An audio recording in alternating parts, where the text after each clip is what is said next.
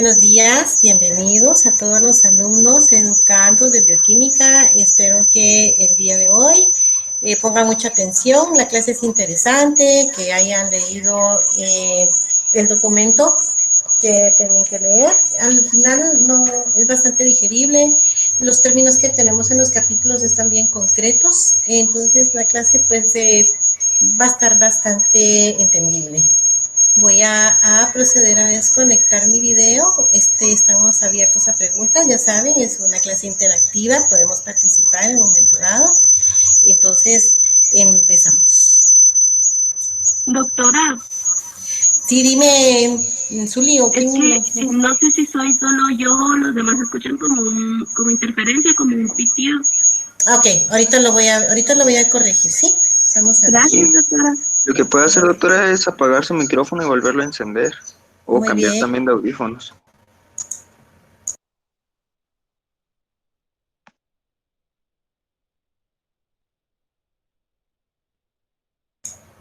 ¿Qué tal ahora, chicos? Mejor. Ok. Estaba monitoreando si se escuchaba el video, es que tenía encendido, yo estaba conectada desde mi celular, entonces creo que eso también era. Y estamos entonces fuera.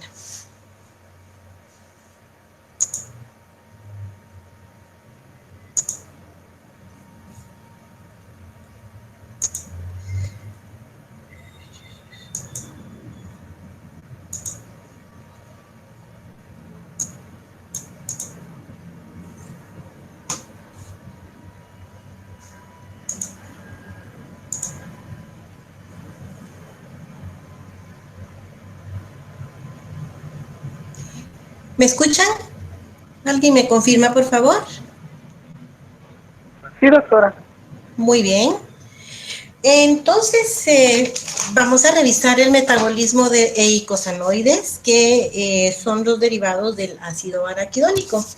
Lo importante aquí es de que nosotros veamos algunos aspectos importantes de acuerdo a su guía de presentación, de evaluación. Recuérdense que ya no están elaborando guías, pero siempre es bueno que las bajen, que revisen, ahí están los objetivos, que son los mismos que yo les copio literalmente para poder basarnos a los contenidos que van a ser evaluados, ¿sí? Entonces, en este caso, si ustedes ya quieren repasar su tema contestando las preguntas que ahí se les colocan, entonces ya es un ejercicio para reforzarlos a ustedes. Yo le llamo cuando peinan sus textos, cuando lo revisan y cuando afianzan sus conocimientos, cuando hacen su resumen, sus esquemas, etcétera. Entonces, según estos objetivos, pues tenemos que explicar el metabolismo de las prostaglandinas, indicando sustratos, enzimas y productos, así como de esos compuestos que son derivados del ácido araquidónico, que son las mismas prostaglandinas, los tromboxanos, leucotrienos y lipoxinas. Tenemos también que explicar las principales funciones en nuestro organismo de las prostaglandinas, de estos eicosanoides en general, porque ustedes dentro de su práctica clínica futura siempre van a estar expuestos a aspectos comunes muy importantes, como dice realmente su documento, ¿verdad? Que para uno de médico es muy importante que tengamos por lo menos las bases de cómo se producen estos compuestos, porque nosotros siempre nos vamos a estar enfrentando a inflamación, a dolor como principales motivos de consulta, y eso ustedes pues desde ya lo están viendo. Entonces, esa es la base que necesitamos. Y bueno, pues la regulación es bastante sencilla, ¿verdad? De la síntesis y degradación de prostaglandinas. Bueno, siempre se repiten estos eicosanoides acá en este texto. Bueno, sencilla en el sentido de que esta es menos compleja, ¿sí? Entonces, ya con esos parámetros nos enfocamos y entonces regresemos un poquito en el tiempo. Venimos de revisar el metabolismo de lípidos como el último macronutriente que teníamos pendiente después de carbohidratos y proteínas. Y ustedes pueden ver acá que cuando nosotros ingerimos de la dieta este tipo de lípidos, ya sabemos que todo se va a ir a empaquetar a los kilomicrones, ¿sí? Desde vitaminas liposolubles, desde 2-monocilgliceroles o ácidos grasos en general, del colesterol y los ácidos grasos de cadena larga. ¿Sí? En este punto nos enfocamos porque nosotros también podemos ingerir en un momento dado ácidos grasos de cadena larga que son importantes para sintetizar estos eicosanoides que nosotros necesitamos. Entonces, en general, estos van a ser los derivados del ácido araquinoico, el cual es precursor de, por un lado, de prostaglandinas y tromboxanos, los cuales se van a metabolizar a través de la vía de las oxigenasas, de las cuales tenemos dos isoenzimas, que es ciclooxigenasa 1 y ciclooxigenasa 2. Vamos viendo cómo se va derivando a través de una enzima peroxidasa que trabaja muy en conjunto con estas dos enzimas ciclooxigenasas para dar lugar a en sí ya las prostaglandinas y los tromboxanos. Por otro lado, entonces vemos que tienen su sistema de regulación acá y nos enfocamos en la inhibición que pueden provocar aquellos medicamentos que todos hemos probado ya alguna vez en nuestra vida, desde aspirina, acetaminofén, bueno, el acetaminofén no, pero sí el diclofenaco, fenilbutazona, corticoides en general y otros. En general sí tienen algún tipo de acción, todo este tipo de productos que son para combatir el dolor y la inflamación. Entonces ustedes van a discriminar con su paciente cuando ustedes dejen medicamentos para la fiebre, medicamentos para dolor, medicamentos para la inflamación, pero ustedes ya van a saber que tienen una misma base bioquímica, porque todos se derivan a través de estas vías. Entonces tenemos acá, por otro lado, que también el ácido precursor de leucotrienos, y estos se van por la vía de las lipooxigenasas, de las cuales la 5 lipooxigenasa es la más importante, que nos va a dar siempre el producto matriz, que luego nos va a dar lugar a los diferentes leucotrienos, ¿sí? Y las derivaciones que se dan, esto básicamente tiene que ver con el orden de cómo los van adicionando a las familias y el número de enlaces, que son los que siempre van a llevar aquí abajo. Estos subíndices, estos números, en subíndices son el número de enlaces. Bien. Entonces, sus textos son muy claros en decir que las reacciones de desaturación, pues, son muy importantes. En general, esto se va a lograr la biosíntesis de ácidos grasos de cadena larga, que van a ser insaturadas, que eso es lo que necesitamos, se va a lograr mediante enzimas desaturasas y elongasas. El organismo necesita tanto ácidos grasos saturados como los que hemos estado viendo con la síntesis de ácido palmítico y los que es de 16 carbonos, el esteárico, el mirístico, que todos son ácidos grasos saturados.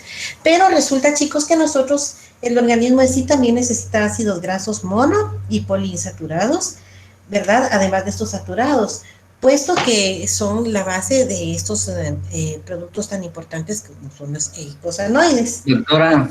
Sí, por favor, ¿qué pasó? Fíjese que todavía no ha corrido su presentación, se quedó todavía, bueno, no sé si es solo a mí, pero todavía dice el metabolismo del ácido araquidónico, pero no me corre, yo creo que todavía no solo se me quedó en la primera. O sea, en la presentación. Sí. Ok, ¿los demás igual? Sí, doctora. Ok, entonces... no se ha corrido la presentación. Bye. Bueno, déjenme probar, vamos a hacer una breve pausa, por favor no se muevan de sus asientos. Ahorita vamos a ver.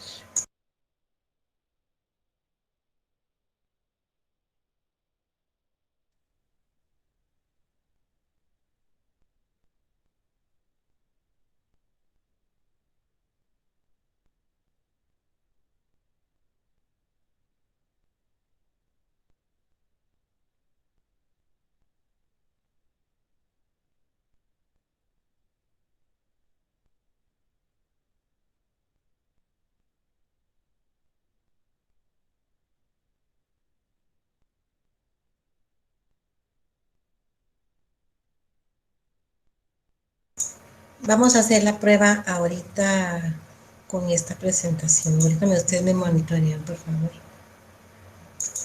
Vamos a ver, pantalla de Chrome.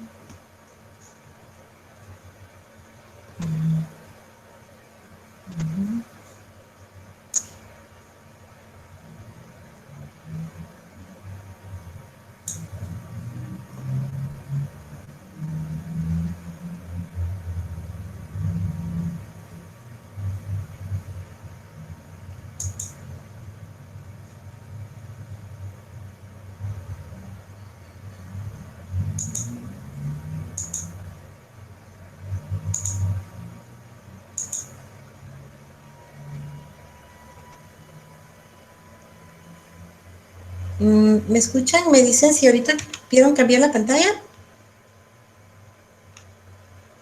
Sí, doctora. Sí, se cambió. Ahora sí, bye. Bueno, escucharon los objetivos de evaluación, entonces considero de que es bien aplicativo siempre desde el metabolismo, lo del metabolismo, enzimas, sustratos, productos, funciones importantes y regulación. Entonces, igual les va a quedar el link, igual ustedes van a repasar, igual tienen lista en sus guías, ustedes todos tienen acceso a las guías, entonces, como les digo, esta es una copia de lo que se tiene que revisar. Aquí está la diapositiva que estábamos hablando respecto de los productos de digestión de los lípidos, que ya sabemos que todo va a ir empaquetado en los kilomicrones y así es como ingerimos de la dieta. También les decía entonces de que como el organismo necesita, ¿verdad?, los ácidos grasos mono y poliinsaturados, necesitamos, debemos ingerirlos de la dieta, ya que estos normalmente no tenemos un sistema de desaturasas y elongasas que nos puedan proporcionar estos ácidos grasos, por eso se les llama esenciales.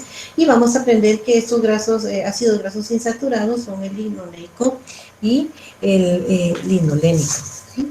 Entonces tenemos que tomar en cuenta que siempre va por la misma vía. Aquí está la explicación que les estaba dando hace un momentito con respecto a, y lo tienen en Harvey Ferrier, así que esta no se pierde en este capítulo que tienen que revisar, donde tenemos la síntesis de prostaglandinas, que es el tema medular de esta clase, y que son derivados del ácido araquidónico.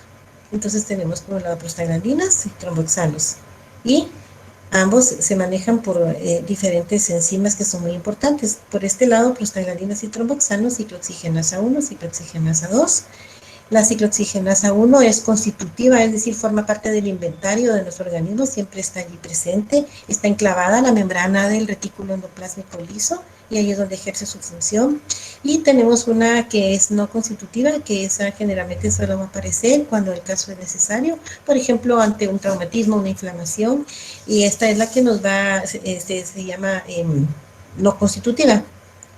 Y esta en un momento dado va a estar todavía aumentada por la presencia de otros mediadores de inflamación, como las que vemos aquí, citoquinas, endotoxinas, factores de crecimiento, promotores tumorales, y por un lado entonces se les llama COX-1 y COX-2, así es como se van a conocer en el ambiente de farmacológico.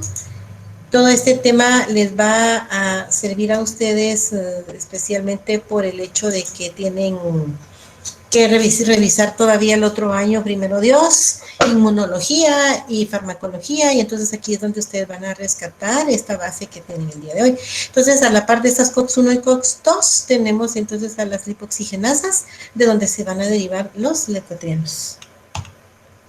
Y ahora sí, aquí estábamos entonces lo que hablábamos acerca de la desaturación de ácidos grasos. Cuando queremos desaturar a nuestros productos como el ácido palmítico de 16 carbonos, etcétera, el ácido esteárico, el mirístico, que los necesitamos acá, vamos a tener entonces estas enzimas desaturasas y elongasas, a lo cual solo tomamos la base cómo funcionan, y entonces en ese sentido estas van a necesitar el oxígeno molecular, ¿sí? Como ustedes lo ven acá, aquí estaría en este caso nuestra enzima importante, en este caso sería la desaturasa, va a necesitar oxígeno, va a necesitar NAD, va a necesitar FAD y va a necesitar citocromo B5, en donde se lleva a cabo la desaturación de ácidos grasos en el retículo endoplásmico. Va a necesitar los sustratos que ya se mencionaron. La enzima es la acilgraso, coenzima A desaturasa. Ya saben que esa nomenclatura es muy obvia, ¿verdad? Acilgraso, coenzima A desaturasa. Y el resultado de la formación es la formación de un ácido que se determina palmitoleico, ¿sí? O esteárico, pues ahí ya la nomenclatura no afecta mucho. Entonces tenemos acá la formación de un doble enlace posición delta 9. Eso es lo que vamos a ver en un momento dado, ¿sí? Ahora la desaturación significa introducir dobles enlaces a la estructura y alargar las cadenas que están ya así lo existentes, agregando moléculas de carbono. Entonces, se dice que acá tenemos entonces nuestros ácidos grasos saturados sin dobles enlaces, los monoinsaturados cuando solo tenemos un enlace y los poliinsaturados cuando tenemos más de un enlace. Acá tenemos entonces un ejemplo del ácido palmítico y aquí está su extremo carboxilo, aquí está su extremo metilo y ahí lo miran totalmente como lo conocimos con la ácido graso sintasa. Así es como queda totalmente saturado porque está totalmente relleno ahí de protones, totalmente enriquecido ahí de moléculas de hidrógeno, ¿sí? Ese es un modelo molecular que también se puede entender de esta manera. Y cuando nos vamos a una insaturación, así es como nos queda nuestro ácido graso. Entonces aquí estamos como ácido palmítico y aquí está como ácido palmito-oleico. Entonces se dan cuenta que el término oleico va a estar relacionado con la presencia de dobles enlaces y eso es el término de la nomenclatura. Entonces acá lo podemos ver esquematizado, ¿sí? Un palmítico, un palmito-oleico. Sus libros dicen que los animales definitivamente superiores, nosotros los humanos, tenemos delta 4, delta 5, delta 6 y delta 9 saturaciones, pero no se pueden insertar nuevos dobles enlaces más allá de la posición 9 de ácidos grasos. Por eso es necesario que los ácidos grasos esenciales, el linoleico, que es el famoso omega 6, y el alfa-linolénico, que es el omega 3, se obtengan a partir de la dieta. Entonces, ¿qué es un ácido graso esencial? Los ácidos grasos esenciales son eicosanoides, ¿verdad? Los eicosanoides, mejor dicho, son los que van a dar lugar a los eicosanoides que derivan de ácidos grasos de 20 carbonos. Eicosanoicos. Entonces, el término eicosanoide, viene del griego 20, que es el término general para las moléculas oxigenadas derivadas de ácidos grasos esenciales, como linoleico y linolénico, ¿verdad?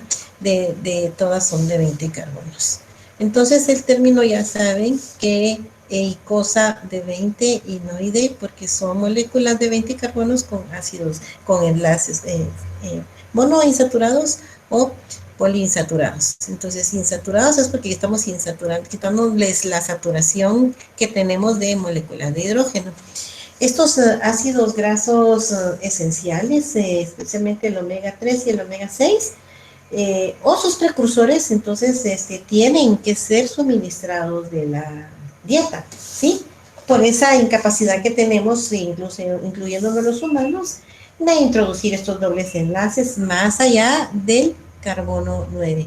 Creo que en un momento dado acá, tal vez está más adelante, pero normalmente nosotros hemos contado el carbono 1, el carbono 2, etcétera, hasta llegar acá, y alfa, beta, hasta llegar acá. Pero cuando nosotros contamos los dobles enlaces, normalmente se cuentan desde el extremo metilo. Entonces, para poder entenderlo, por eso se les va a llamar alfa, omega, porque omega 3, omega 6, porque se cuenta el número de carbonos del extremo metilo hacia acá, en donde se va a introducir el doble enlace.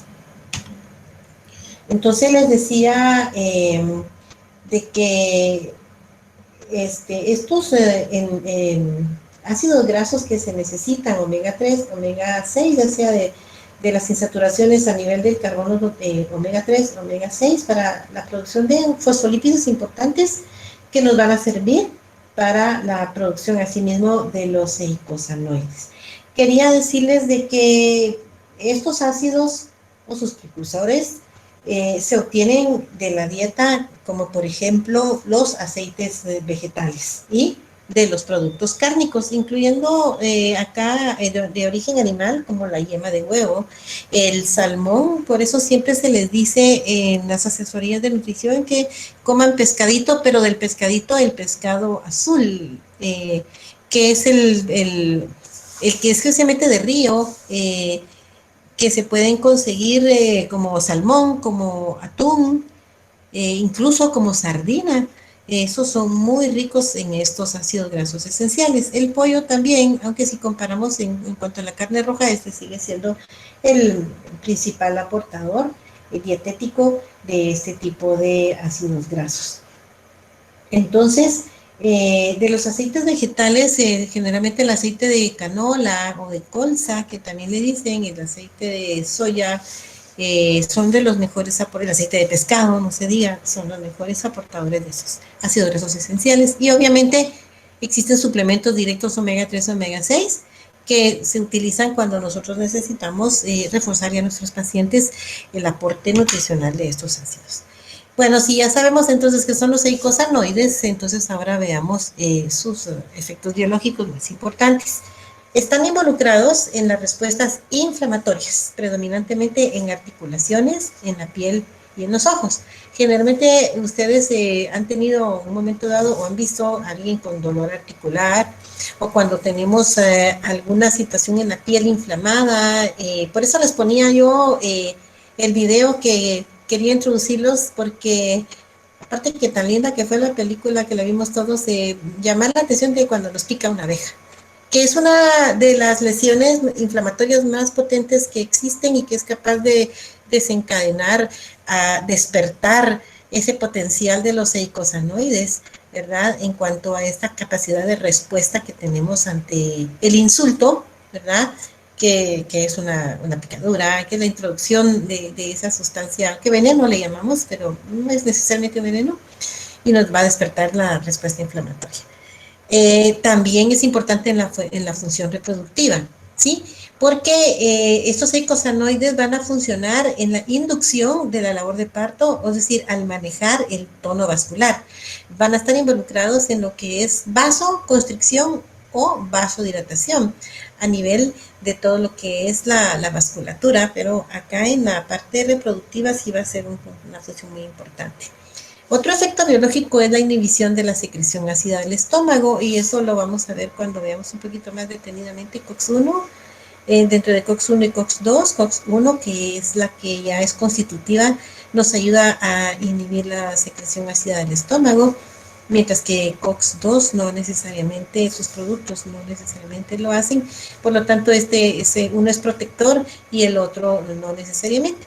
Y ustedes ahorita se han de recordar, si les ha pasado a ustedes o a alguna persona cercana, conocida, cuando dicen, es que de tanto tomar antiinflamatorio, me ardió el estómago, me lastimó el estómago, y es porque esos desinflamatorios están inhibiendo a nuestras enzimas, y dentro de las cuales se están inhibiendo a la que nos inhibe la secreción ácida del estómago. Otro efecto biológico es la regulación de la presión sanguínea, precisamente por eso mismo de la actividad en el tono vascular. Entonces, a través de la vasoconstricción y la vasodilatación, ustedes saben que la presión con los latidos del corazón impulsa y que la vasculatura se hace vasoconstricción para ir impulsando a sí mismo suavemente y vasodilatando, y así es como fluye la sangre por todo nuestro cuerpo. Lo mismo pasa con el sistema gastrointestinal cuando estamos procesando los alimentos. Entonces, este es otro punto. Y la otra es otro efecto biológico, es la inhibición o activación de la agregación plaquetaria y la trombosis. Esto es muy importante también porque ellos se encargan de inhibir o de activar la función inflamatoria esta función que nos puede llevar a una cardioprotección. Cuando tomamos aspirinita, por ejemplo, en dosis pequeñas, nos está contribuyendo a que no sea tan activo de lo que va a provocar trombosis, es decir, anticoagulante. El clopidogrel, que es el otro que ustedes van a ver el otro año de farmacología, son productos que usamos como antiagregantes plaquetarios. ¿Para qué? Para evitar trombosis, y evitar trombosis es evitar isquemias y por lo tanto infartos.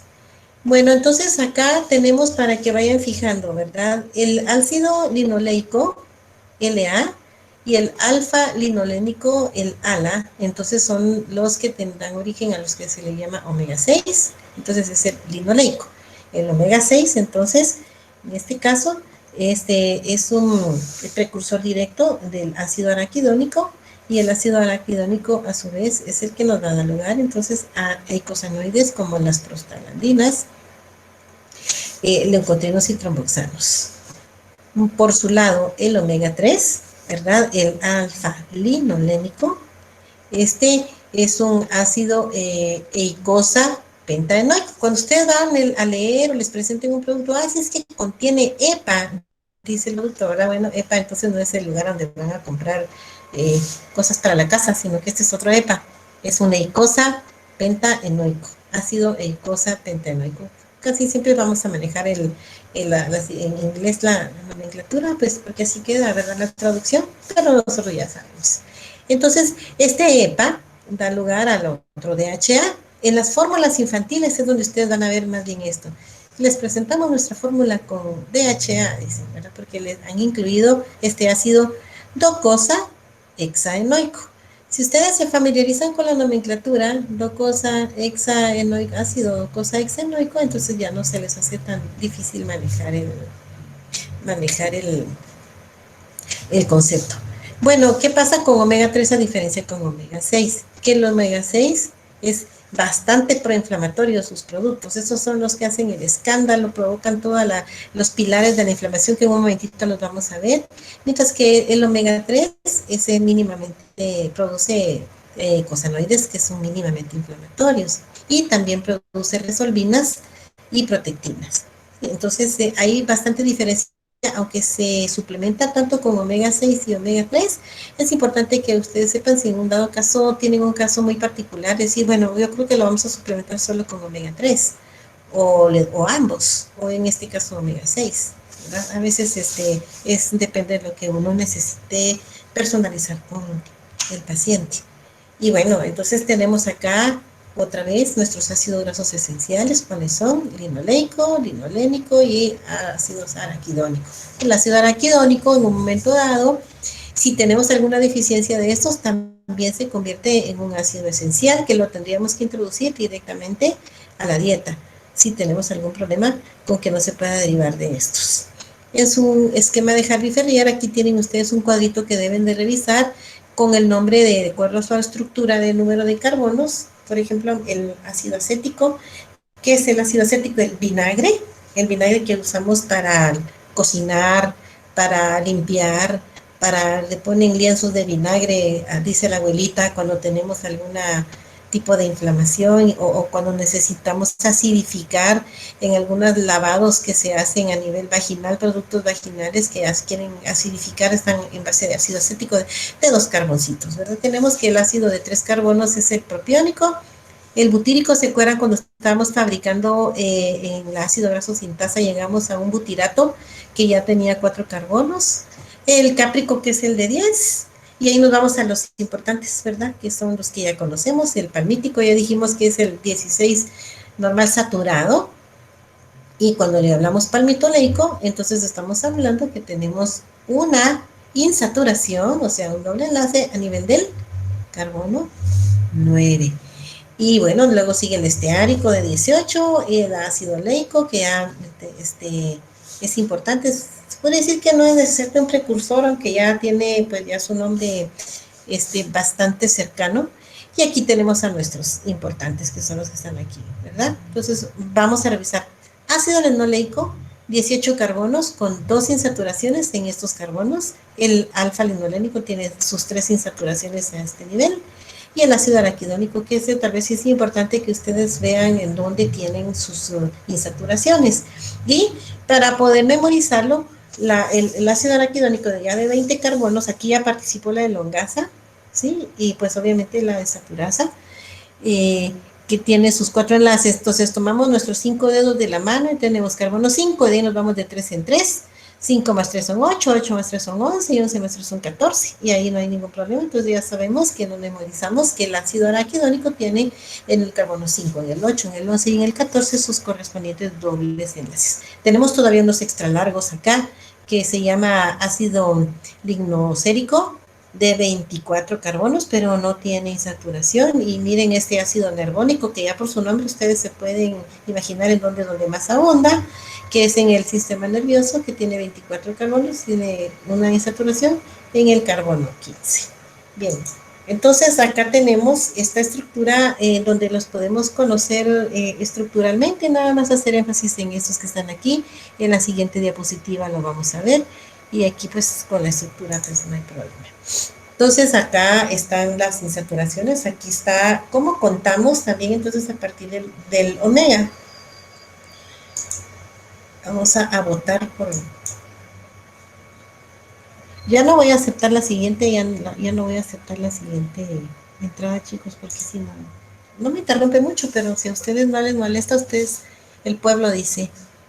Entonces acá tenemos el conteo desde, a partir de aquí está el carbono omega, que es el 18, y nos vamos contando 1, 2, 3.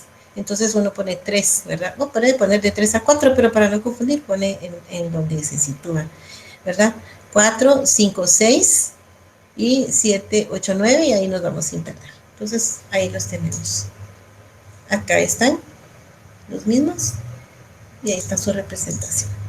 Bueno, entonces los eicosanoides, dijimos, constituyen importantes grupos de compuestos que tienen una actividad importantísima desde el punto de vista fisiológico y farmacológico, puesto que son dianas para que uno pueda intervenir ante sus manifestaciones fisiológicas naturales. Estos son ácidos carboxílicos. Se dice que entonces en esta virtud van a obtener sus propiedades metabólicas, ¿sí? Como por ejemplo la facilidad de que se puedan hacer sus insaturaciones podría ser una. Estos eicosanoides también en otro lado los pueden encontrar con el nombre de icosanoides, quizás sea un término como más fracturado, pero lo pueden encontrar para que no se confundan, es solo la manera de decir las cosas, no sé por qué, pero aparece en la literatura como eico o como icosanoides, ¿verdad? Son entonces moléculas de carácter lipídico, son ácidos carboxílicos, ya saben, carácter lipídico, originados de la hidroxidación. Seguimos entonces haciendo oxidaciones en el metabolismo, como ese es el principal mecanismo para poder procesar todas las moléculas adentro de los procesos de la vida. Entonces estos eicosanoides son originarios de oxidación de estos ácidos que ya sabemos, ¿verdad? Eicosanoicos, y que son especialmente tipo omega 3 y omega 6, son los principales progenitores. Constituyen las moléculas involucradas en las redes de comunicación celular más complejas del organismo animal. No, eso no nos corresponde en esta ocasión, aunque vamos a ver por ahí un ejemplo, y pues que nos incluye a nosotros como seres humanos. Pero lo que sí nos concierne es de que están agrupados en estas familias, y son familias, para que ustedes vean que por eso hay diferentes tipos de prostaglandinas, diferentes tipos de tromboxanos y de leucotrienos, y de hidroxiácidos, que son las lipoxinas, que estos son los precursores de estos que están aquí mencionados. Entonces, esta parte ya repasamos en dónde están los efectos biológicos más importantes, y entonces vamos avanzando. Acá tenemos entonces un ácido graso. O lo tenemos saturado o lo tenemos insaturado. Si lo tenemos saturado, ya saben cuáles son. Si los tenemos insaturados, pueden ser mono o poliinsaturados. Si es mono insaturado, solo tenemos al omega 9, y que es el ácido oleico, el que mirábamos, el oleico que lo mirábamos como de 18 carbonos también. A veces algunos suplementos van a encontrar ustedes con omega 9, 3, 6, 9. Normalmente no pasa nada, no está mal que tengan ustedes el omega 9 presente, ¿sí? Pero lo más importante es que tienen que tener a los omega 6. Repasemos cuál es el omega 6, los ácidos grasos omega 6, pues el linoleico y el araquidónico. Y omega 3, el alfa-linolénico, está el eicosa pentaenoico y el docosa hexaenoico, o sea, el EPA, el DHA y el linolénico. Ya saben que de este se pasa a este también, pero esta vendría siendo la nomenclatura exacta. Si nosotros lo vemos donde están ubicados, acá tenemos a nuestra capa bifosfolipídica, entonces aquí toman importancia los fosfolípidos que vienen de la línea de la síntesis de los triglicéridos. Ahí está la derivación para fosfolípidos, y aquí existe el ácido araquidónico enclavado, perdido en este bosque de ácidos grasos que forman una membrana en general, una membrana celular, una membrana intracelular también.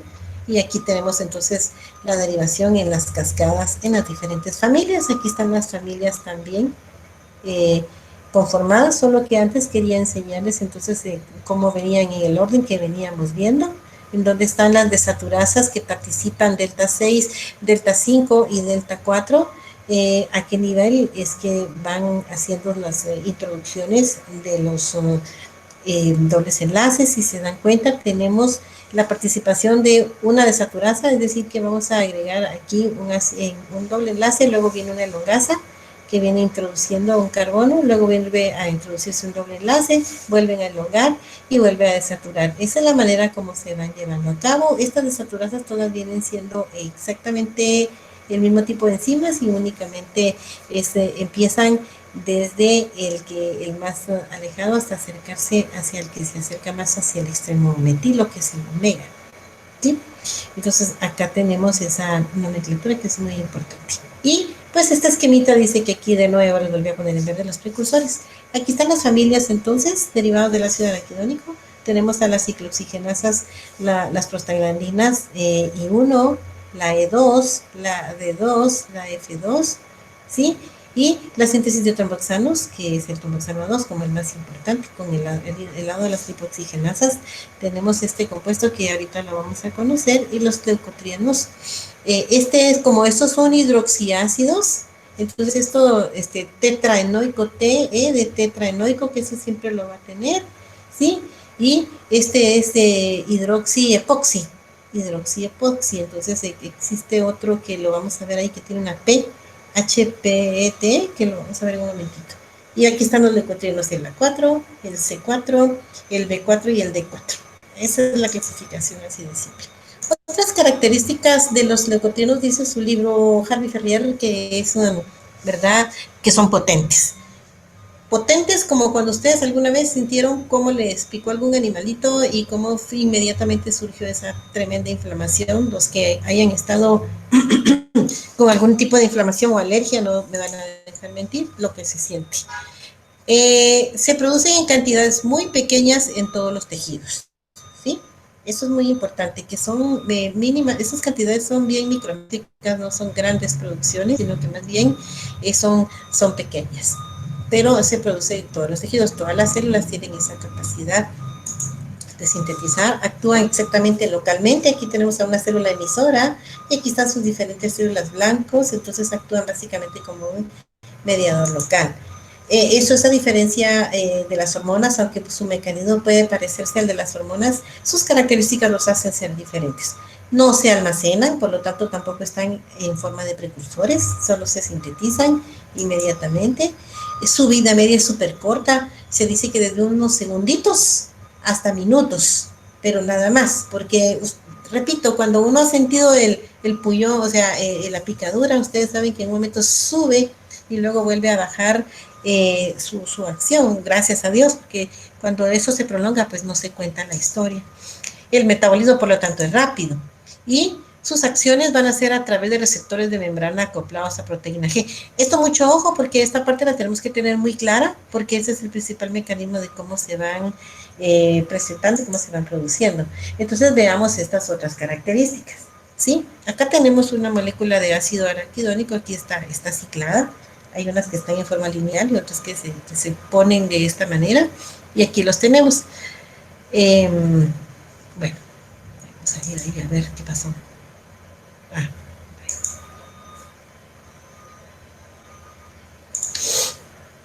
Primero tenemos entonces de que el ácido araquidónico, entonces aquí están las características que vimos, esto ya lo vimos, es el más abundante entonces de los precursores eicosanoides. Puede haber otros que pueden dar lugar, pero va a llevar un poco de más tiempo, como quien dice, un poco más vueltas el metabolismo, en cambio ese es el principal.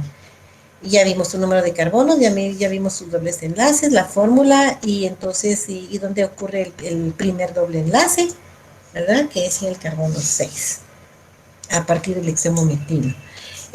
Lo más importante aquí son sus dos funciones que cumple, ¿verdad? Que al mismo tiempo el ácido araquidónico es un segundo mensajero lipídico en la regulación de las enzimas de señalización, la fosfolipasa C y la proteinquinasa C. Esta proteinquinasa que siempre va a estar presente en esa cadena de cascada de señalización por segundo mensajero mediado por la proteína G, que nos sirve para fosforilar algunas enzimas efectoras, especialmente las catabólicas. Hemos estado viendo esa parte, que las anabólicas funcionan desfosforiladas, pero las catabólicas fosforiladas, y en este caso participa en esta. Entonces el ácido araquidónico tiene una función muy importante, ya que se sitúa en la membrana bifosfolipídica donde se lleva a cabo esa activación. Y obviamente porque es un intermediario fundamental de la inflamación, a ser el que origina a los eicosanoides. Y aquí tenemos un pequeño resumen de la síntesis del ácido araquidónico a partir del ácido linolénico, ¿verdad? Entonces acá tenemos, aquí eso ya lo habíamos visto hace un momentito, solo ponerles el énfasis de que recuérdense que las desaturasas van a necesitar oxígeno molecular y que llevan a cabo NAD, ¿sí? O FAD en un momento dado, dependiendo de la célula del ácido graso. Que aquí tenemos entonces acá del ilenoil coenzima de 18,2 con delta 9,12. Esta nomenclatura puede parecer órdenes espaciales del capitán Kirk en Viaje a las Estrellas, pero no, es más que todo nomenclatura. Entonces nosotros decimos acá que cuando ya nos da lugar al gamma lenoil, lo partimos para poder pronunciarlo bien, gamma lenoil coenzima A, ¿sí? 18,3 delta 6,9,12, tenemos muy claro en dónde están las insaturaciones. Necesita acá, como vamos a elongar, pues a partir de donde agregamos los carbonos, pues siempre los acetatos, las unidades de carbono, nos las va a proporcionar valonil coenzima A. Eso ya es algo como más obvio bioquímicamente, así que eso ya lo deben de tener claro. Y pues tenemos la participación aquí y coenzima A que nos liberaría este pequeño proceso. Entonces acá tenemos una elongación en el retículo endoplásmico y luego nos vamos al producto intermedio que no es importante, por lo tanto no lo mencionamos. Aquí volvemos a tener esa participación de nuestras coenzimas y del oxígeno y tenemos la siguiente desaturasa y así es como damos lugar acá está araquidonoil, coenzima A o ácido araquidónico. Si se dan cuenta, estamos mencionándolo de diferentes maneras porque pues la nomenclatura lo permite. Bueno, si vemos este esquema que está aquí, que es la cascada de segundo mensajero por proteína G, lo tenemos en dos esquemas. Uno que es muy característico, que lo tiene en su página de bioquímica biomédica, y el otro que es el del Harvey Ferrier. Aquí les voy a presentar los dos. Entonces vemos que la vía va a empezar siendo activada, ahí sí, por estas sustancias que son importantísimas, ¿verdad? Que son hormonas, y en este caso se menciona como de las más importantes a la bradequinina, que respondieron al estímulo de un dolor o de la presencia de una sustancia extraña que tenemos que atacar.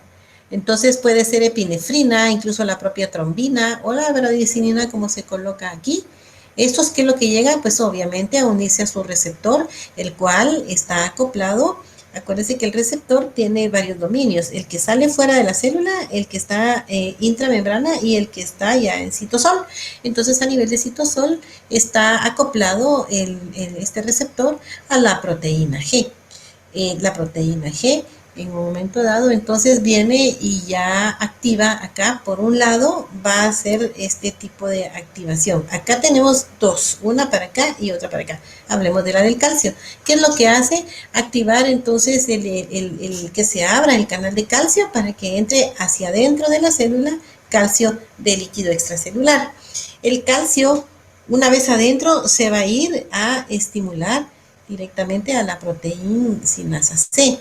Pero antes vamos a ver que por este lado, aquí tenemos que vamos a activar también a la fosfolipasa C, ¿sí? Que aquí la tenemos. ¿Qué es lo que hace la fosfolipasa C? A su vez, siempre aquí a nivel de la membrana, va a hidrolizar que se rompa aquel fosfatidininositol, aquel fosfolípido que vimos en la clase que se le llama el TIP2, fosfatidininositol, ¿sí? Viene y lo hidroliza, ¿verdad? ¿Para qué?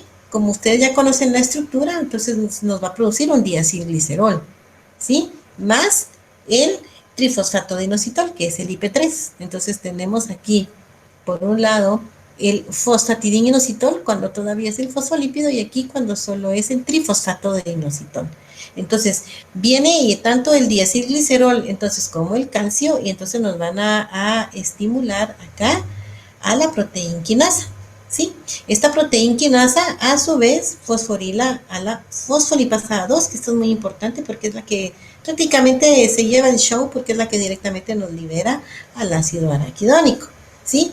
Pero si ustedes se dan cuenta aquí también, también viene a abrir más canal de calcio para que ayude, o sea, abre canales de calcio del calcio que está secuestrado, dice uno de sus libros, en el retículo endoplásmico liso, ¿sí? Y entonces hace que llegue más calcio a nivel intracelular, que asimismo acá, tanto que venga de aquí, esta vía larga, como venga aquí directamente, lo que queremos realmente nosotros es que esta fosfolipasa A2 se nos libere, está fosforilada, si se dan cuenta aquí, por eso es la función acá, lo que les decía, y esta entonces ya promueve que es la ruptura del fosfolípido de membrana del retículo endoplásmico, donde se encuentra en el carbono 2 esterificado nuestro ácido araquidónico. Entonces esa es, y el fosfolípido es la fosfatidilcolina.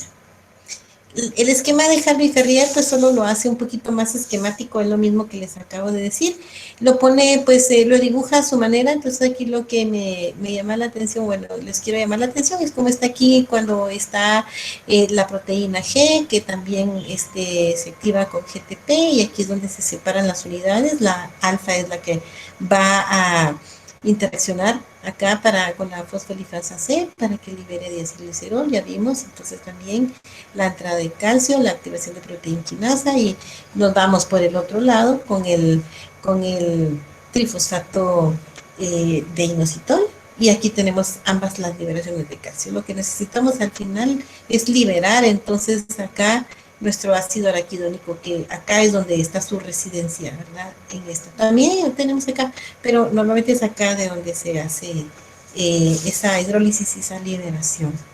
Bueno, acá está la fosfatidilcolina, se los traje de aquella presentación cuando vimos lo del surfactante y la síntesis de fosfolípidos, que sabemos que aquí está el ácido, tiene dos ácidos grasos, que se dice que es en el carbono 2, de donde está uno de estos vendría siendo entonces el ácido araquidónico, perdón, acá está el carbono 2, y aquí se ve que está insaturado, entonces sabemos que este es el ácido araquidónico. Pues aquí está el resto de la estructura, los fosfolípidos de membrana. Recuérdense entonces que tienen su estructura, unos de glicerol y otros de esfingosina, y aquí es donde están nuestros ácidos grasos enclavados. El 2 sería el de en medio, pero aquí no sé por qué lo ponen así, pero lo importante es de que ustedes sepan y se recuerden de este esquema, de estos esqueletos que son muy importantes para poder, sí, de aquí arrancó, ¿verdad? Por ejemplo, aquí vendríamos de un glicerofosfolípido a alcohol, acá sería una fosfatidilcolina, ninguno de estos correspondería, pero este sí, con la estructura. Entonces, el ácido araquidónico, por su lado, una vez liberado, ¿verdad? Viene siendo, entonces, depende de la especie de sustrato lipídico, el tipo de célula y de la manera de que se estimula la célula, si vino por bradiquinina, si vino por tromboxano, si vino por epinefrina. Eso ya es un detalle como más profundo, pero lo importante es de que su destino, entonces, va a depender de eso, porque depende de quién le vino a activar esa liberación, es lo que el cuerpo está pidiendo que quiera, o sea, está a su servicio, ahí sí que para lo que se necesita. Y entonces los diversos estímulos, ¿verdad? También pueden estar aquí involucrados como físicos, los químicos, los inflamatorios y los mitógenos, los que nos van a promover toda esta cascada. Bueno, ¿cómo se llaman? Los derivados, entonces ya los hemos estado viendo, también se les llaman prostanoides, solo para que ustedes los tengan también claro. Cuando hay eicosanoides, también les vamos a llamar prostanoides, pero especialmente a los que vienen de las ciclooxigenasas, porque aquí están las prostaglandina, prostaciclina, que ya saben que el nombre viene porque fueron identificados por primera vez en tejidos como la próstata, y las lipoxigenasas, leucotrienos y lipoxinas, porque también fueron identificados originalmente en glóbulos blancos, o sea, leucocitos. Entonces, pues a esos ya directamente leucotrienos. Bueno, entonces aquí ya tenemos a las estructuras directas de cada una, pues el énfasis no es que se las aprendan, solamente que veamos, las observemos, veamos ciertas características de comportamiento. Esta tiene un hidroxilo, esta lo tiene a este nivel, este tiene 2 hidroxilos, este solo tiene 1, y aquí tiene más enlaces de oxígeno. Acá tenemos otra vez 2 hidroxilos, y en donde están las insaturaciones. Básicamente solo es químico, solo para que lo vean. Si regresamos un momentito entonces a los alimentos, hacemos un breve refuerzo donde dice, tenemos los alimentos, aquí vienen nuestros ácidos grasos esenciales, tenemos la ruta metabólica omega 6 y tenemos la ruta metabólica omega 3.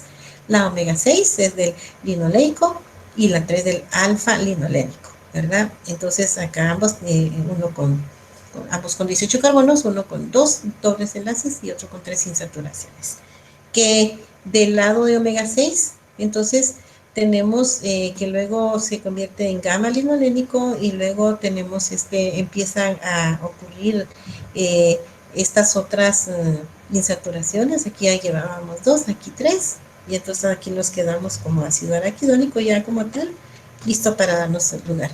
Acá es más sencillo, ¿verdad? Acá están los EPA y el DHA, y pues ya, aquí está EPA. Y aquí están los productos. Aquí tenemos un poquito de acciones, entonces, de nuevo, ¿sí? De los eicosanoides. En cuanto a los lípidos, también nos ayudan acá a disminuir a los triglicéridos, ¿sí? Y aquí también a la estabilización de plaquetas, el factor liberación de plaquetas. Entonces acá nos ayuda a estabilizar esas plaquetas, entonces función antiagregante plaquetario. A nivel de los vasos, disminuyen la inflamación, ¿verdad? Aumenta la función endotelial al provocar un mejor equilibrio entre vasoconstricción, vaso y relajación. Aquí está aumentando especialmente la vasodilatación. Ambos nos contribuyen a una estabilización de plaquetas, y esto a su vez nos se traduce en una protección cardiovascular. ¿Qué es eso? Nos disminuye la posibilidad de arritmias y nos mejora la función mitocondrial, que eso es muy importante para que se lleven a cabo ciclos como el ciclo de Krebs y tengamos pues una producción energética lista para poder mantener tanto los latidos cardíacos a nivel de músculo, el ATP que necesita el músculo cardíaco para poder latir, en el caso de la protección cardiovascular. Y pues aquí a nivel de las plaquetas tenemos entonces que por un lado también disminuyen la agregación plaquetaria y aumentan la reología sanguínea. La reología es precisamente eso mismo, que tiene que ver con ese equilibrio, esa homeostasia entre el tono vascular al hacer su trabajo de vasoconstricción, vasodilatación, ¿verdad? Como por ejemplo el control de la presión arterial a lo largo del día, la cual se mantiene en unos márgenes, pero no es pareja, no se mantiene en una misma cifra. Hablando un poquito más de las funciones de las prostaglandinas, entonces tenemos que prostaglandinas como aquí le vamos a poner atención a la prostaglandina PG, es prostaglandina, ¿ve? Entonces todos van a llevar PG. La F2 alfa versus la E2, porque aquí hay mucho mecanismo de contraposición, ¿sí? Mientras la F2 alfa se produce en la mayoría de los tejidos, la E2 también, pero especialmente el riñón, y ahorita vamos a ver por qué. Porque la F2 alfa va a provocar vasoconstricción, esa es la que va a apretar allí, mientras que la otra va a vasodilatar. Entonces, por otro lado, esta va a provocar contracción de músculo liso y esta relajación. Ya sabemos, ¿verdad? Que si hay vasoconstricción es contracción y si hay vasodilatación es relajación. Esta, a nivel reproductivo, estas dos se las traigo porque se usan mucho en obstetricia, ¿sí? Y los medicamentos que se utilizan para provocar un parto o para retener un parto prematuro, este es el mecanismo que nos necesitamos tener muy claro, el control de estas dos prostaglandinas. Entonces acá se usa para inducir el trabajo de parto. Van a llevar pacientitas que necesitamos, que ya llegó a las 40 semanas y que necesitamos provocarlo, entonces ustedes van a ordenar misoprostol o el anestesiólogo a misoprostol, y entonces ya saben que el misoprostol es un medicamento que va a ayudar a potenciar y a inhibir o inhibe o potencia el otro, pero no nos vamos a meter en farmacología porque no los quiero confundir. Y bueno, Acá está lo que les decía con respecto a los pilares de la inflamación. Me encanta porque desde la época de Grecia ya fueron descritos por esos famosos eruditos de la época que describieron muy claramente cuáles son los pilares de la inflamación. A ustedes les van a enseñar en base al paciente. ¿Qué miran ustedes aquí? Bueno, acá estaba muy tranquilamente, llegó una abeja y lo pinchó e inmediatamente se le puso así. No, este es un ácido úrico, este es un tofu, pero les hago la relación ahí. Están los pilares, que es, primero, dolor, ¿sí? Pain. Entonces tenemos acá el duele, y duele horrible. Entonces, calor, rubor, dolor y tumor eran los que aprendíamos nosotros. Ahora existe pérdida de función porque nos inmoviliza mientras estamos agudos en un proceso de inflamación. Entonces, provoca, ustedes van a tocar o van a enseñar a su paciente o lo van a sentir que está caliente. Eso está totalmente caliente. Lo ven rosado, obviamente, ¿verdad? Que es el rubor, que está hinchado, ¿sí? ¿Verdad? Que eso es el tumor en todo caso, ¿sí? Y entonces tenemos y el dolor, ¿verdad? Que es el que se siente. Entonces, acá tenemos estos se los van a preguntar de aquí en adelante cuando tengan sus pacientitos, ¿cuáles son los pilares de la inflamación? Entonces, ustedes ya se los aprenden, ¿verdad? Calor, dolor, tumor, color y pérdida de la función. Y entonces, acá tenemos de que cuando llegamos a nuestra liberación de ácido araquidónico, ¿se recuerdan? Y aquí tenemos entonces nuevamente al proceso de las COX-2, tanto las COX ciclooxigenasas, tanto la 1 como la 2, que nos van a dar lugar a este es el compuesto matriz, que le llaman, que nos da lugar al resto de prostaglandinas. Entonces la primera que se va a producir es la PGH2. Hay una previa que lo vamos a ver en el otro esquema, pero esta es la que se le llama matriz. Entonces, una vez se produce PGH2, tienen que participar acá una peroxidasa y luego las sintasas. Sintasa de prostaciclina, sintasa de prostaglandina, sintasa de tromboxanos. Todas son sintasas y se nombran con respecto a lo que van a producir. Entonces, acá está el ejemplo, por ejemplo, de las prostaciclinas. Estas nos da, la prostaciclina sintasa, que ya nos da lugar a estas que están aquí enumeradas. ¿Por qué I? ¿Por qué no importa? Solo quiero que sepan que cuando se pone el numerito es el número de insaturaciones que tiene. Y por otro lado, entonces nos vamos a los tromboxanos. Esa es un esquema todavía general. Vamos a ir profundizando. Vamos a ver qué pasó aquí. A ver, vamos a ver. Esta está fuera del orden que traía, pero no sé por qué está aquí. Pero bueno, aquí están los fosfolípidos, la fosfolipasa 2, que es importante. Aquí está ácido araquidónico. Aquí está, no se les olvide, ¿quién es la constitutiva? La COX-1, la que ya forma parte del inventario. Y la que es regulada, que es inductiva, porque solo va a ser inducida cuando ocurre el insulto, por lo tanto es regulada, ¿verdad? La COX-2, una cosa aquí importante es, esta va a estar en la mayoría de los tejidos porque esto es protectora. ¿Cómo nos protege? Con la integridad del tejido gástrico, ya vimos, disminuyendo la secreción gástrica, en esa homeostasis renal, que es muy importante, que el tono vascular a nivel de la vasculatura renal sea importante, y obviamente la agregación plaquetaria al estar controlada para que no nos dé lugar a trombos y nos proteja el corazón. Y la inductiva, que está relacionada directamente con los pilares de la inflamación y que obviamente va a estar estimulada por todas las células del sistema inmune, porque son la primera respuesta ante algo que no es normal, que le llamamos el insulto. Y aquí están, ¿verdad? Los pilares. Y ese es el esquema importante, que era el que les... bueno, son dos los que les queríamos mencionar, ¿verdad? Entonces, el ácido araquidónico, como es el precursor inmediato del tipo predominante de prostaglandinas, tiene diferentes etapas. Acá venimos, entonces, esta parte ya no la conocemos. Recuérdense, fosfolipasa C, fosfolipasa 2 son las más importantes fosfolipasas que tienen que ver aquí con la liberación del ácido araquidónico. Entonces vamos a tener aquí al PGH sintasa, ¿verdad?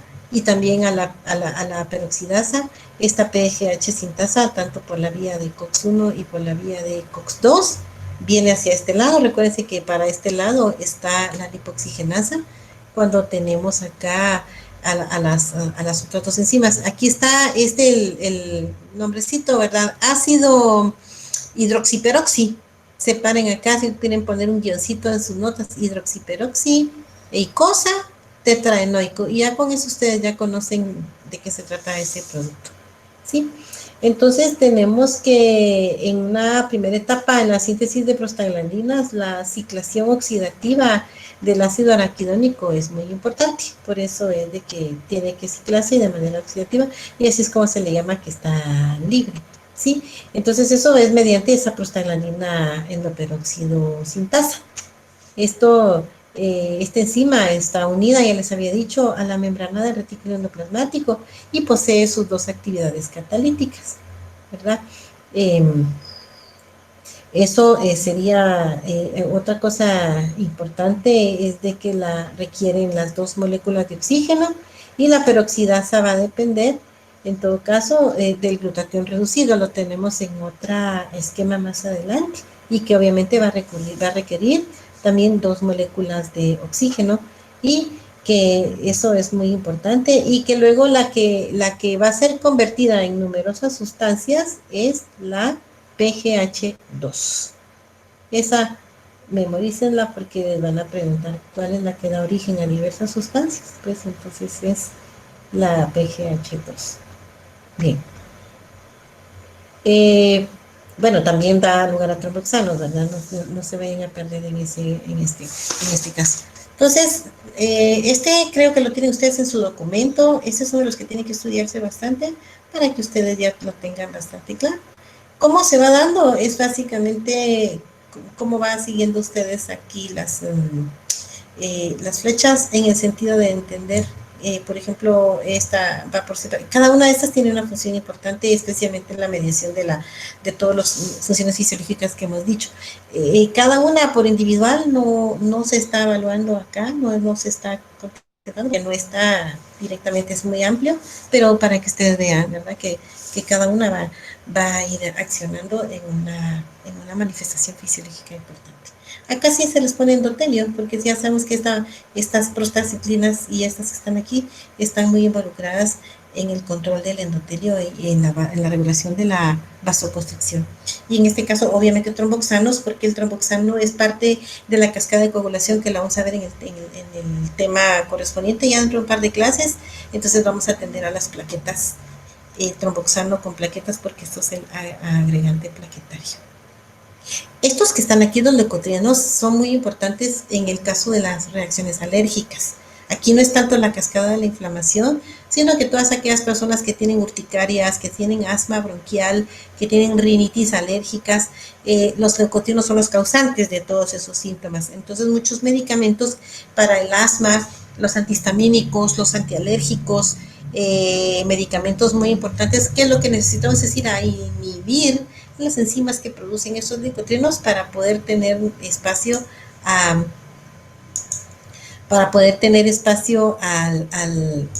control de la alergia. Cuando ustedes toman su Histaprin, por ejemplo, porque los picó la abeja o algo les provocó una reacción alérgica, a estos son a los que tenemos que inhibir. Yo soy rinítica alérgica y cuando viene el invierno o ciertos estímulos, ya mi nariz empieza a molestar, a taparse. Entonces, yo siempre digo que cuando viene algo así como muy, que nos puede afectar, o sea, algo del clima, a mí dos cosas me lo avisan. Las hormigas, porque se ponen a guardar cositas ahí que se llevan migas, se ven alborotadas, y mis leucotrienos, porque estos son los que ya están, ya se detectó la presencia de algún polen, algún polvillo, alguna sustancia, ya se despertaron y están ahí provocando inflamación, que lo único que quieren es echarlo del cuerpo, están provocando un rechazo, pero en ese rechazo provocan una gran batalla, así como el COVID-19, ¿verdad? Que ese cuadro que se da actualmente de la reacción inflamatoria severa, que es la que causa una dificultad de respiración, que desaturan de oxígeno y que por lo que necesitan ventilación mecánica, es porque estas sustancias están actuando, pero no están actuando por molestar, están actuando porque no quieren el virus, porque el virus está invadiendo. Entonces es tremendo esto, pero es muy lindo conocerlo y de esto ustedes van a leer mucho el otro año en tercero. Entonces, un poquito de la prostaglandina endoperóxido sintasa, pues entonces otra vez anclada a la membrana del retículo, es difuncional porque tiene las ciclooxigenasas que necesita oxígeno, ¿sí? Y que la peroxidasa va a necesitar de glutatión reducido. Ajá, entonces, peroxidasa, acá están sus funciones y esto. Por favor, repásenlo porque estas son las partes más importantes que tienen que saber en cuanto a las reacciones metabólicas de este proceso. Su libro de Harvey Ferrier lo tiene muy claro, muy bonito en esta parte que ustedes tienen que revisar. Entonces, esto pues solo es para que lo mire que lo tienen en su libro, ¿sí? Y este mismo que está aquí es el anterior, solo que otra referencia. Con sus, acá está con sus, este es de, hasta donde yo sé, hay uno de Harper, que creo que los tengo por aquí, este no es el de Harper, pero vamos a tener acá siempre a las enzimas que se van dando con sus productos y sus respectivos estructuras químicas, que algo que es el mismo, entonces ya lo entienden. Ya lo vimos. Solo esto para agregar lo que habíamos visto anterior, ¿verdad? Que por un lado, tromboxanos van del lado constitutivo y las prostaciclinas van del lado del CUX2. Y de que tromboxano y prostaciclina se llevan la contraria uno con otro, es decir, que aquí también hay otro tipo de contrarregulación en el sentido de que hacia la agregación plaquetaria y vasoconstricción vamos a tener formación de cálculos y todo lo contrario por el lado de la prostaciclina, que inhibe a la agregación plaquetaria y por lo tanto inhibe la formación de coágulos y por lo tanto pues esta va a estar abriendo más bien el espacio para que esos pasen y no provoquen que se estanquen en trombos y nos puedan provocar una isquemia. Acá tenemos entonces de nuevo que venimos por la misma vía, pero aquí la síntesis de leucotrienos. Acá tenemos que ya no participan las COX-2, sino que la 5-lipooxigenasa. Está la 12 y está la 5, como vamos a ver más adelantito, pero que recuérdense que la 5 es la más importante porque es la enzima que nos va a dar lugar a la formación del leucotrieno, siendo el principal el leucotrieno A4, ¿sí? Luego del cual tenemos a una leucotrieno A4 hidrolasa que nos da lugar al B4 y luego acá que la leucotrieno C4 sintasa que va a necesitar el glutatión. Recuérdense que el glutatión es un tripéptido que lo vimos cuando estábamos viendo la vía de las pentosas fosfato, la importancia del NADPH para poder retroalimentar a nuestras enzimas que al mismo tiempo volvían a reducir el glutatión. ¿Se recuerdan de qué está formado el glutatión? De glutamato, de cisteína y de qué más. A ver, ¿no se recuerdan? Como es virtual, se pueden quedar callados y no digan nada. Pero entonces tenemos cisteína, glicina y glutamato. Ese es el glutatión. Cuando entra y aquí está la enzima, pues entonces nos da lugar al leucotrieno C4, libera glutamato, eso significa que se queda con los otros dos aminoácidos y entonces nos da lugar al resto de la familia de leucotrienos. Si se dan cuenta aquí, sacó a la glicina, ¿sí? Y aquí ya formó el T4 y entonces acá vuelve a entrar glutamato y bueno, eso ya parte de un metabolismo más profundo, pero ustedes tranquilos que este es el esquema general que es importante que sepan acá, que sí se usa glutatión, que de los aspectos importantes que van necesitando las enzimas. Entonces, esta vía de la 5-lipoxigenasa, ¿sí? Entonces, generalmente va a llevarse a cabo de manera importante en este tipo de células, las células inflamatorias, todas estas del sistema inmune, donde están los leucocitos polimorfonucleares, los mastocitos, basófilos, macrófagos y los eosinófilos. Especialmente los eosinófilos están relacionados con las inmunoglobulinas que están marcadas cuando tenemos una gran alergia. Cuando ustedes mandan a hacer un examen de sangre en un paciente asmático por primera vez y quieren saber qué tan asmático o qué tan agudo está su caso, mandan a sacar eosinófilos en moco y en sangre. Y ese recuento, si están altos, ustedes dicen, ok, ustedes están en un proceso bastante alérgico, entonces le vamos a dejar medicamento que puede para inhibir a los leucotrienos, ¿verdad? El Montelukast se utiliza mucho en el caso de las eosinofilias y en el caso de inhibir a los leucotrienos. acá está entonces involucrado entonces en la fisiopatología del asma. Y estos leucotrienos C4 y D4 son potentes vasoconstrictores, o sea que estos son los culpables del ahogamiento que da en el asma bronquial, pero que también se han visto en esta dificultad respiratoria que da ante un proceso de un ataque viral, por ejemplo, en el caso del COVID, que es un anafilaxis que el cuerpo está rechazando. Bueno, entonces los esquemas, pues acá, pues ya saben, salud, salud y microfonito apagado.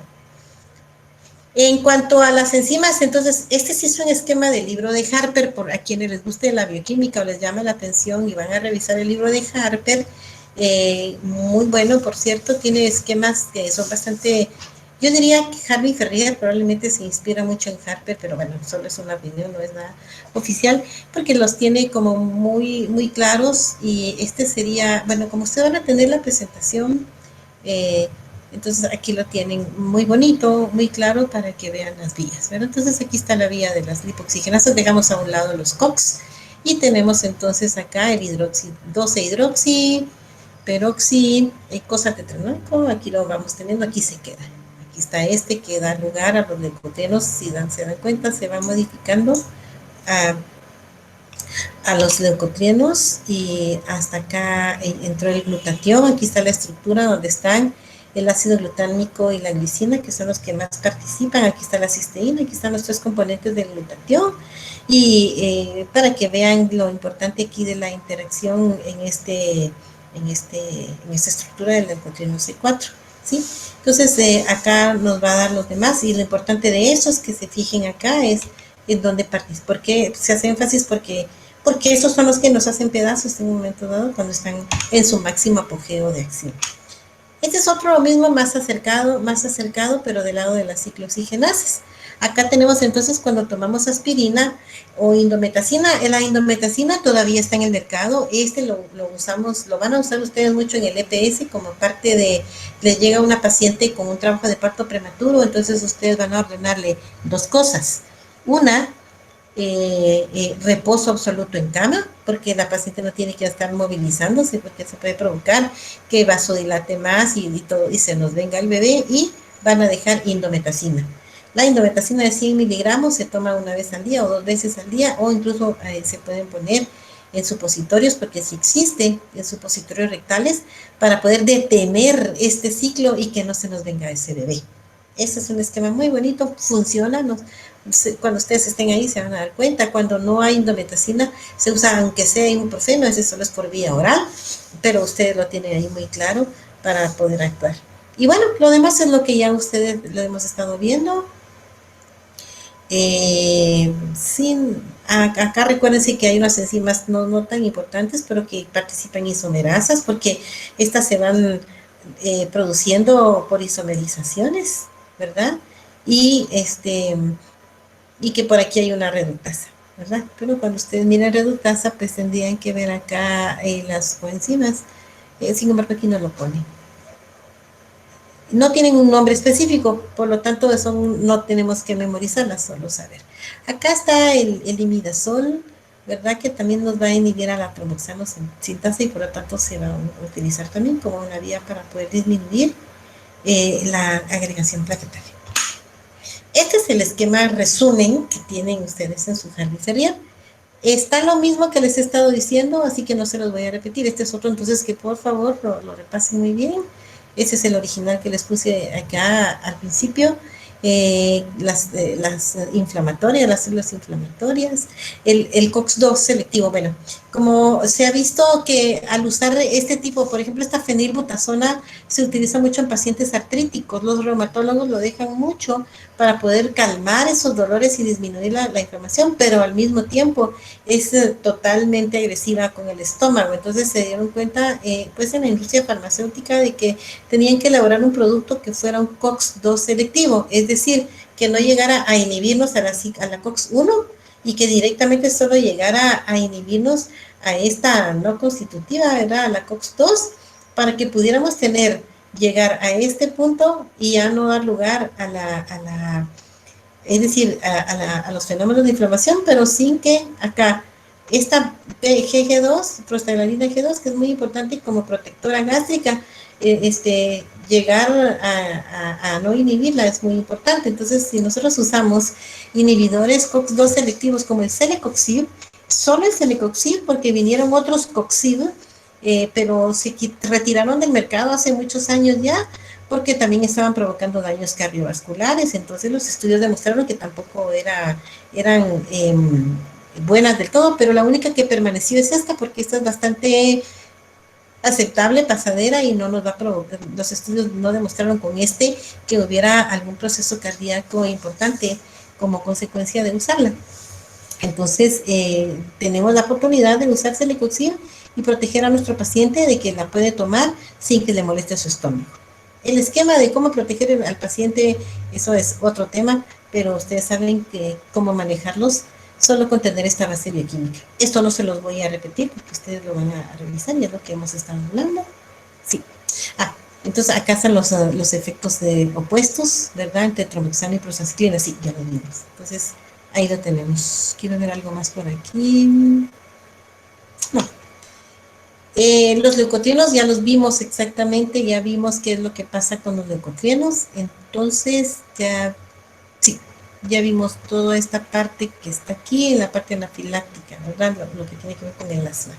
Acá están. Aquí también mencionan a la E4, ¿verdad? Pero C4 y D4 es lo que está especialmente involucrado en todo este proceso. Y el leucotrieno B4, que por ahí estaba, que no lo habíamos mencionado, lo que hace es que va a incrementar la quimiotaxis. ¿Qué es la quimiotaxis? Pues es llamar a más intermediarios químicos para que lleguen todavía ahí más, ¿verdad? A apoyar una respuesta inflamatoria. Es como el que toca el pito para que llame a todos los demás y acudan, se agreguen más intermediarios inflamatorios. Esto especialmente por parte de los leucocitos polimorfonucleares. ¿Y qué es lo que va a ayudar? También a liberar enzimas lisosomales y a favorecer la adhesión de leucocitos. Pero todo esto es para que precisamente lleguen más protagonistas a un sitio específico de lesión o de inflamación. Sí, esto es una cascada. Las tipoxinas ya las mencionamos, entonces quería llegar a tenemos dos vías para poder activar nuestra vía de las lipoxinas. Habíamos dicho la de la 5-lipoxigenasa, que se llama 5-LOX, ¿verdad? Que tenemos aquí, nos da lugar a la leucotrieno A4, ¿verdad? Acá tenemos una leucotrieno A4 hidrolasa, nos da lugar al B4, que es un proinflamatorio, y por otro lado, estos se expresan los leucocitos especialmente, pero en las plaquetas tenemos la función de la lipoxigenasa 12, que la lipoxigenasa 12 con dos enzimas, ¿verdad? Esta lipoxigenasa 4 y la B4, que son ambas hidrolasas, que lo que nos hacen es liberarnos, ¿verdad? Más factores a nivel de la membrana, es para que nos dé lugar a otros antiinflamatorios o sea, las resolucinas. Acá es o sea, aquí vamos a provocar inflamación, aquí vamos a antiinflamar, por eso se llaman resolvinas, porque también nos ayudan a mantener el equilibrio. Entonces, se van por la vía de lipoxigenasa 12 y necesita la ayuda de dos hidrolasas para darnos lugar a ambas, ¿verdad? A la 4 y a la B4. Pero, por otro lado, acá, estas 5-LOX en el leucocito siempre también va a poder en un momento dado trabajar a estas, acá con estas enzimas hidrolasas y nos va también a colaborar con la producción de resolvinas, es decir, que ambas, dependiendo de la célula en la que estén, entonces nos van a provocar, cuando la 15-LOX es la que está mediando, ¿sí? A proinflamación, la 5-LOX se vuelve el otro equipo para ayudar también a traer resolvinas y podamos hacer efecto proinflamatorio. Todo ese es el equilibrio que tiene que llevarse a cabo. Acuérdense que todo en nuestro cuerpo es homeostático, ese equilibrio, y eso es lo más importante. La acetilación que se induce de la COX-2 por la aspirina, ese es el mecanismo de acción que también lo tienen en Harry Ferrier, que es siempre tan esquemático. Acá tenemos entonces a nuestro niño con la parte que es donde se acetila, ¿verdad? La aspirina, y acá tenemos entonces a las enzimas COX-1 y COX-2 acetiladas, Y el aspirina y el ácido acetil salicílico pues viene siendo lo mismo, ¿sí? Entonces, para que ustedes conozcan que por qué se le llama aspirina no es un tema aquí ahorita, tal vez lo miren en Pharma, que la base es el ácido acetil salicílico, ¿verdad? Y entonces, en este caso, al acetilarlo, entonces acá tenemos al grupo acetilo en estas COX-1 y COX-2 y interfiere a este nivel, que es una cadena del lado de la serina, y que por lo tanto eso en un momento dado nos puede provocar problemas con la secreción gástrica, ¿verdad? Entonces, lo importante es que lo que hace es acetilar a este nivel. Bueno. Por último, la degradación de icosanoides. Esto es más sencillo, ¿verdad? La captación celular. Primero ocurre captación celular mediada por transportadores específicos, no hay un nombre específico, solo sabemos que están ahí transportadores. Ocurre la oxidación de las cadenas laterales, se reducen los dobles enlaces, o sea, los desaparecen, se convierten en metabolitos inactivos y se eliminan por la orina, ¿sí? Entonces, la regulación a nivel de la producción del ácido araquidónico, que es a nivel de, obviamente, de nuestras enzimas COX, ¿verdad? Y están estimuladas por las citoquinas, por la interleucina 1, el factor de necrosis tumoral y otros factores de crecimiento. Todas estas son células proinflamatorias, son las células del sistema inmune, ¿verdad? Aquí se mencionan a las más importantes. Y los glucocorticoides, que especialmente, y las citoquinas interleucina 4, que van a inhibir a este nivel a la inflamación. Por eso esta fenilbutasona, por ejemplo, en los esteroides como la dexametasona, y que se usan ahorita también ante la tormenta de citoquinas que se da, que exacerba los casos del COVID-19, una buena carga de dexametasona o betametasona según el protocolo del esquema que se está utilizando, lo que van a ir a hacer es atacar a esta vía para poder reducir esa tremenda inflamación que es la que se lleva a nuestros pacientes COVID, ¿sí? Entonces, lo que necesitamos aquí, lo que es deseable, es una inhibición con esto. Y estas, pues, estas están aquí empujándole, dale, y esta no se está deteniendo. Y en este caso, con la COX-1, ¿verdad? Aquí nosotros no necesariamente necesitamos la inhibición, sino que necesitamos que haya equilibrio, ¿verdad? Y las funciones homeostáticas que ya vimos, que son el control en el tracto gastrointestinal a nivel del tracto renal, con el control de la vasculatura, la función de las plaquetas, y un poquito la diferenciación de los macrófagos para que sean más específicos al ir a atacar a la causa que nos está llevando a que estas estén disparadas. Bueno, ya, ese es el resumen de Harvey Ferrier, es para que ustedes lo estudien. En general, acá, también los fármacos, entonces antiinflamatorios que tenemos, el Celecoxib, el Etoricoxib, que son los Coxib que todavía están permitidos en el mercado, ya sabemos que son los que selectivos, aquí los inhiben, y que las endotoxinas citocínicas y los nitógenos nos van a también estimular a esta COX-2, ¿sí? Aquí estos glucocorticoides, ya lo dijimos, y entonces acá está el producto. Los AINES, entonces si los usamos, los tenemos que usar con mucho cuidado, advirtiéndole al paciente que se la tome con comida en el estómago, no en ayunas, porque Dios guarde, van a inhibir a ambas. Los AINES son antiinflamatorios, no esteroideos, porque estos son los esteroideos y son específicos para COX-2, no para COX-1. Glucocorticoides nos pueden inhibir a este nivel, a fosfolipasa A2, y desde ahí detener el proceso, pero al detenernos el proceso también tenemos un poco de problema con la función fisiológica protectora que tiene COX-1. Pero bueno, entonces los antiinflamatorios. Entonces ustedes dicen, bueno, doctor, les ordenan a ustedes en el hospital, mira, déjamele por favor a AINES. Y ustedes, ¿qué es eso AINE, verdad? Bueno, ustedes ya saben que ahí está toda la línea de todos los desinflamatorios, ¿verdad? No esteroideos. Diclofenaco, ibuprofen, acetaminofén, aspirina, todos estos aceclofenacos, el naproxeno, o sea, ese Advil que compramos en la tienda, todos esos son los AINES, ¿sí? Y aparte son los que son esteroideos.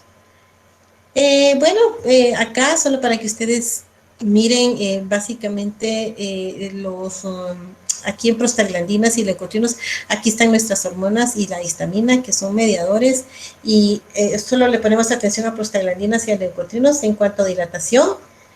Las prostaglandinas están a favor de la vasodilatación y los leucotrienos, y por lo tanto acá, si hay vasodilatación, la permeabilidad vascular está activa, pero no tanto como la que provocan los leucotrienos, que no están provocando necesariamente mucha vasodilatación. Entonces, la permeabilidad vascular está más controlada a nivel de los leucotrienos. Los quimiotaxis, los dos, son llamadores de más moléculas antiinflamatorias, y la que nos va a provocar dolor, más que todo, son los leucotrienos, y la alergia, las prostaglandinas están relacionadas con la provocación del dolor y mediado por radicinina, y los leucotrienos son de la alergia. Entonces acá, si la serotonina sería nuestro mensajero hormonal, en este caso, pues más que todo va a estar relacionado con el control homeostático de la vasodilatación y la permeabilidad. Y pues la histamina, como aquí no está contemplada la parte alérgica, esta debería estar relacionada con los leucotrienos, pero solo se los digo yo en este caso. La cascada inflamatoria no la van a ver, y espero que la explicación sea pues un poquito larga. Yo siempre digo que la clase es corta, pero tanto que decir, que espero. El año pasado estábamos celebrando un año de la fotografía de la explosión del volcán de fuego, entonces aquí les tenía yo, no la quité, cómo se miraba desde la Estación Espacial Internacional el haz de plomo de todos estos nubes que formó el volcán. Bueno, cuando ustedes miren el otro año una célula presentadora de antígeno, el antígeno es el microbio, y el linfocito T de mírame y no me toques, porque estos son los que provocan tremendas reacciones en nuestro organismo. Entonces, chicos, voy a bajar en este momento la presentación, voy a dejar de presentar, creo que, ¿cómo lo quito? No se me olvidó aquí, vamos a ver, dejar de presentar. Bueno, si quieren voy a regresar, si este no es, este es el de aquí está, el de Fairfax. Vamos a meternos en este.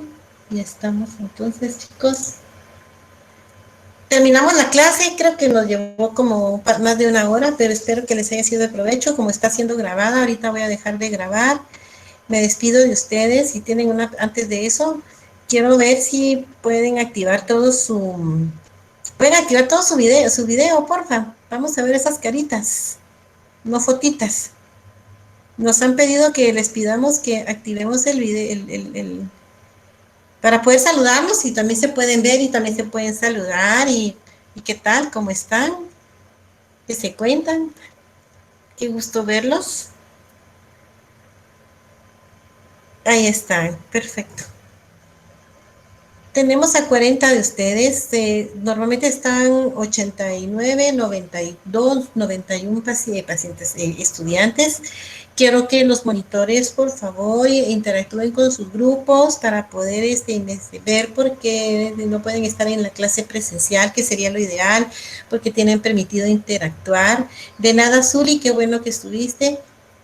Que puedan ustedes interactuar conmigo como que si estuviéramos pues aquí presentes, o sea, ustedes están en todo su momento para poder trabajar la participación. Quiero preguntarles si lograron leer el documento, si ahora ya no pueden ir a leer y asimilar más. Los libros tienen una cosa muy pequeñita, entonces creo que solo es de que ustedes hagan su esquema en base a los libros y de ahí lo rellenen con el contenido de los documentos. El examen parcial de bioquímica, Blanquita, ¿estás por ahí? ¿Cuándo que te pasé la fecha? No sé si ya te fuiste. Que se lo pasé a la fecha, vamos a ver, por si no sabían, mañana, el viernes, tenemos una reunión con bioquímica y nos van a dar datos, pero sí les puedo yo, aquí está la fecha. Les puedo adelantar que el examen es acá. El 24 de junio, o sea, ese miércoles 24 de junio, es el examen de bioquímica. Por lo tanto, esa semana del 22 al 26 es la semana de parciales, para que desde ya pues se vayan preparando. Como les dije, esta semana era para que ustedes repasaran y estuvieran leyendo, ¿verdad? No hacer interacción, pero la otra semana sí les vamos a pasar una hoja de trabajo que ustedes tienen que entregar. El viernes se les va a subir. Yo les voy a mandar una de parte mía. Para esos 5 puntos se van a dividir de la siguiente manera: 3, 1 y 1. 3 puntos de su parcial de integración, ¿verdad? Para completar lo que era el mapa metabólico. No están presentando mapa metabólico en la plataforma. Hay uno que se subió como referencia. Vamos a ver lo que yo les voy a poner. Les voy a dar las instrucciones de aquí al viernes. Uno que tiene que ver con la hoja de trabajo, que es dejo para todos, y los 3 puntos que se ganan con el parcial. A ver, repito: 3 puntos con su examen parcialito de integración. 1 punto porque van a entregar la resolución de una hoja de trabajo que se les va a mandar a todos, segundo año por igual, y 1 punto que se juegan conmigo, que es una actividad que ya propiamente yo les pongo. Esos son los 3, 1, 1, ¿sí? Igual se los voy a mandar en instrucciones, se los hacen llegar los monitores de WhatsApp, y creo que sí, es lo más importante. Chicos lindos, quiero que me cuenten si tienen alguna pregunta, algún comentario, si todo está bien, y pues si no, pues ya nos damos por despedidos. Pues A ver. tengo una duda. Sí. Dale. El primero, sí, es que usted no mencionó, pero en el documento sí están las epoxigenasas, que igual dice poquito, pero... Ah, sí. Ajá, eso yo lo van a evaluar, supongo. Sí, porque está en el documento, ¿verdad? Y también le iba a preguntar... Sí, los epóxidos. Que pues en su presentación metió bastantes cosas más que no están en ninguno de los 2 libros ni en el documento. No sé si vale la pena revisar eso otra vez o mejor solo enfocarnos en lo de los libros. No, enfóquense en los objetivos de evaluación, y lo demás yo lo pongo como para ir, por ejemplo, lo del asma, algunas cosas muy importantes. Solo es para que ustedes miren el esqueleto, de dónde viene y cuáles son sus funciones fisiológicas. Si te das cuenta, son solo 3 objetivos. El proceso en general de cómo se las desaturasas, de dónde viene el ácido araquidónico, esa cascada, y luego las funciones. Eso sí es bien importante. O sea, es que ustedes miren ahí cuáles tienen que ver con vasoconstricción, con vasodilatación, ¿verdad? Los tromboxanos contra las prostaciclinas, que cómo se pueden utilizar. Eso sí es importante. Está en el documento, eso sí está. Hay que hacer un resumen. El documento no está tan... Como una vez que lo revisen, luego pueden empezar a hacer su esquema, pero no. Lo que yo pongo de refuerzo es para ampliarles su conocimiento. Ustedes enfóquense como mínimo a los objetivos de evaluación. ¿Sí? Sí, gracias. Y había dicho que los objetivos son los que están al principio de las guías, ¿verdad? Sí, tienes que sacar tu guía, bajarla y revisarla por tu propia experiencia. Ahí están. Pero yo de ahí lo saqué. Vale. Claro, sí. Son del programa, pero buena tu intervención porque así les queda a todos clarito. ¿Otra pregunta? ¿De nada? ¿Sí?